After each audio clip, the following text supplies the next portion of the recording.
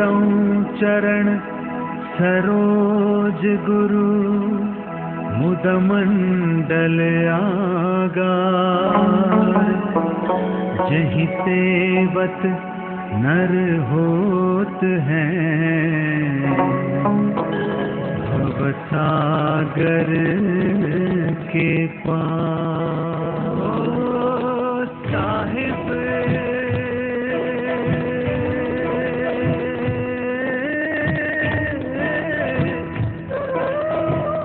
जग में महान है मेरा साहिब।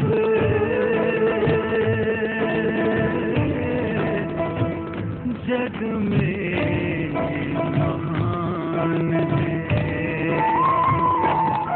तेरे चरणों में मेरी जान है, मेरा साहिब सत्य समान है। मैं बंदगी साहिब की करूं, मेरा साहिब ही भगवान है। साहिब जग में महान है। साहिब बंदगी, साहिब बंदगी, साहिब बंदगी, साहिब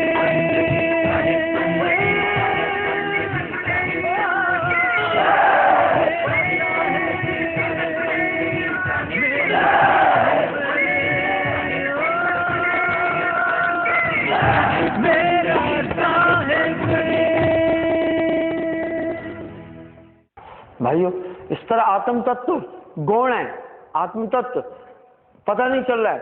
आखिर कहां गई है आत्मा? आत्मा को किसने डिफेम किया? आत्मा को विस्मृति किसने दी? मन ने और माया ने। हम सब गाहे बजाए, जाने अनजाने ये बात तो कह ही रहे हैं कि मन और माया के बीच में फंसे हैं। उस समरलोक में कैसे जाएं? धर्मराज जी ने यह सवाल पूछा, आत्मा का ज्ञान कैसे प्राप्त करें और उस देश में जाने का साधन क्या है? हर एक आदमी कह रहा है आत्मा का साक्षात्कार, आत्मा का साक्षात्कार, आत्मा को जानना।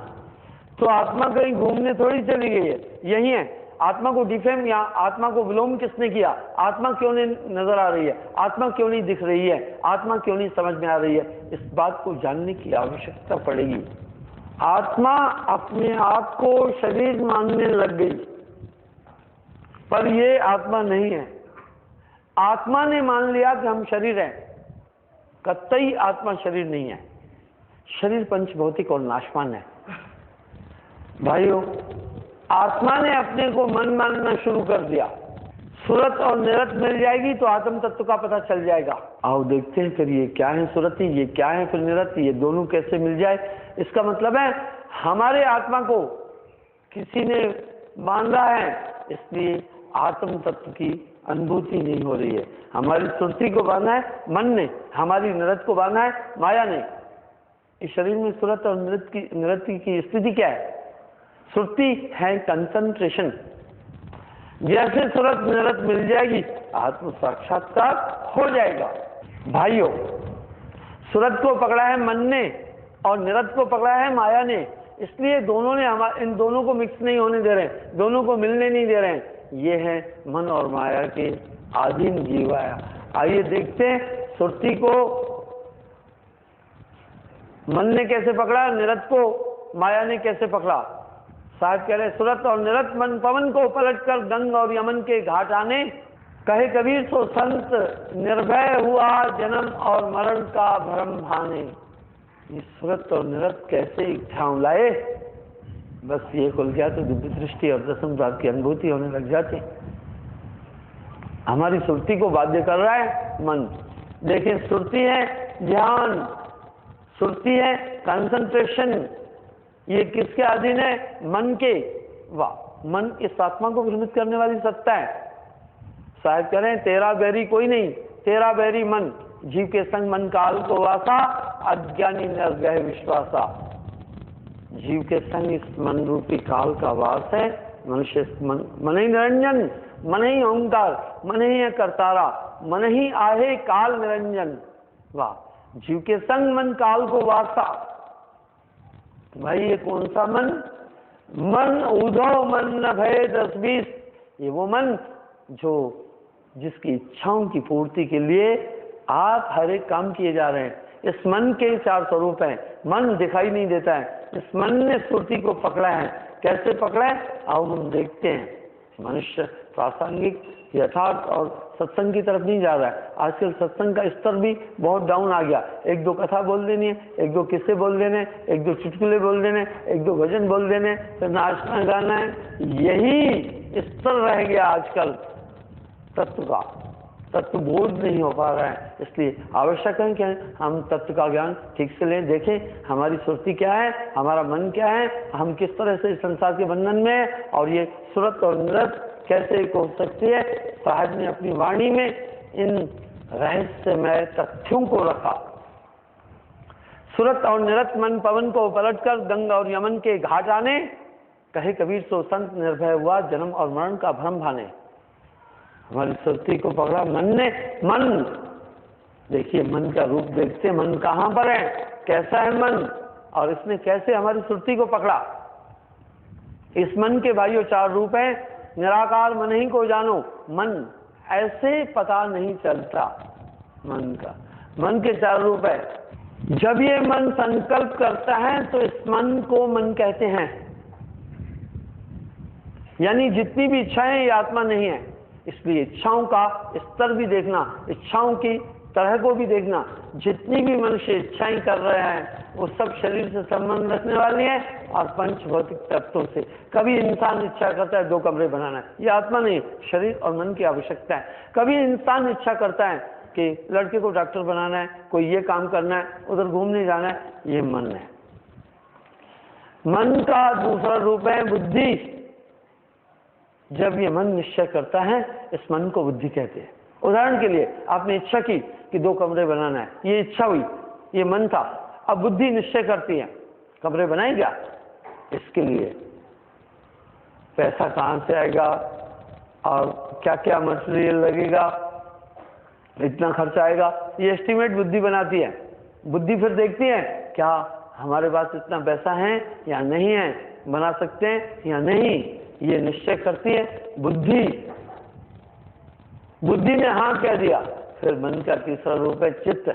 अब चित्त क्या काम करता है? चित्त याद दिलाएगा, सीमेंट उस दुकान से, सरिया इस दुकान से, लेबर उस चौक से मिलेगी, आदि जो भी ये आपको इंफॉर्मेशन मिल रही है, ये चित्त ने कैसे बताया? कभी चलते फिरते आपने देखा सीमेंट की दुकान के भाई अंबुजा सीमेंट या एससीसी सीमेंट या श्री सीमेंट, कोई भी सीमेंट आपने देखा, आपको एकदम मन ने इतला दी कि चित्त ने कि यहाँ पर सीमेंट की दुकान थी, ये चित्त का काम है। चौथा अहंकार। आप क्रिया करते हैं, उस काम को जा करके चल करके वो कार्य करते हैं। ये मन के 4 रूप हैं, मन बुद्धि चित्त अहंकार। ये मन बहुत विस्तार है इसका।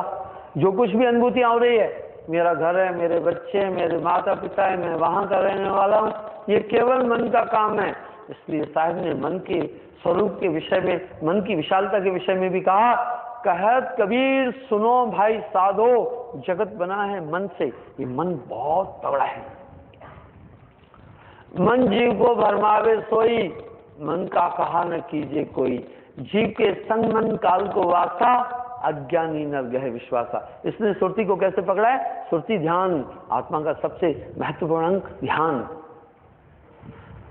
कभी आपका ध्यान इच्छाओं में लगा रहता है, कभी फैसला करने में लगा रहता है, कभी याद करने में लगा रहता है। 24 घंटे आपके ध्यान को मन एंगेज करता है। मन को कोई देख न पाए, नाना रंग दिखाए। जो कोई कहे मैं मन को देखा, इसकी रूप न रेखा, पलक पलक में वो दिखलाए जो सपने नहीं देखा।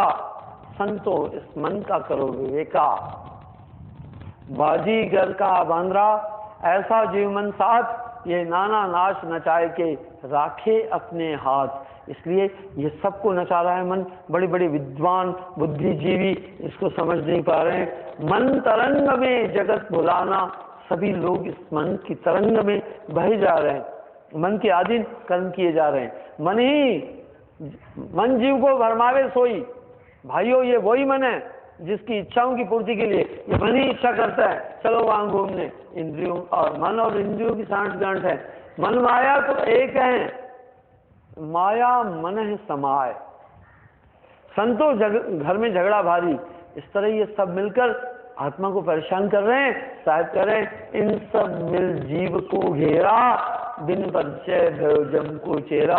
इन सब ने मिलकर आत्मा को कसा हुआ है, इसलिए आत्मा इनके अधीन आकर के सभी कर्मों में शामिल होती जा रही है। आत्मा का जिन कर्मों से कोई संबंध नहीं है उन्हीं कर्मों को किए जा रही है। जितने भी मनुष्य कर्म कर रहे हैं, इस कर्म का अभीष्ट एक ही है, कर्म का लक्ष्य एक ही है कि शरीर की आवश्यकताओं की चीजें हमें प्राप्त हो जाए।